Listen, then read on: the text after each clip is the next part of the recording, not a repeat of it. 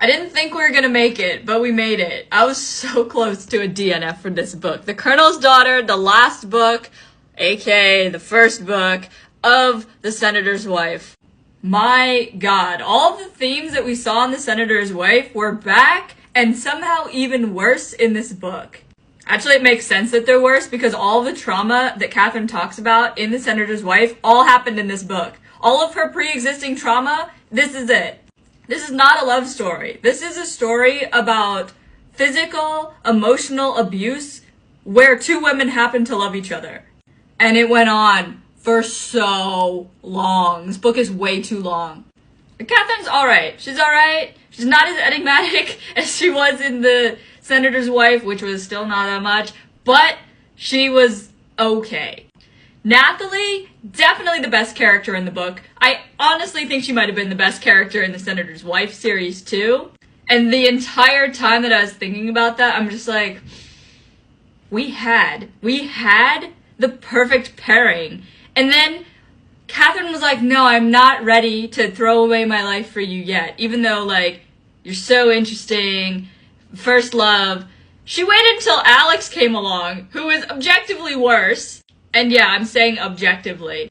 Nathalie is French. She's super fun.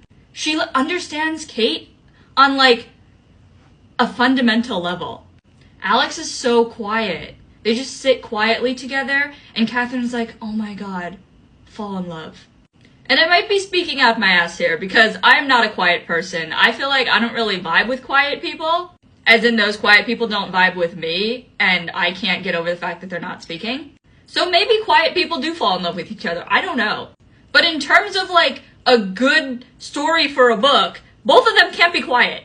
The whole book can't be like, oh, they looked at each other, and then they continued looking at each other, and then they were in love.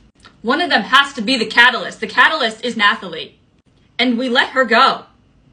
The first part of this book, you know how it ends. You know how their story ends because it's the prequel. But it was really basic. Like, you got barely any of their time that they spent together. Hardly any of, like, their true feelings because Catherine is a shell of a woman. Poor girl.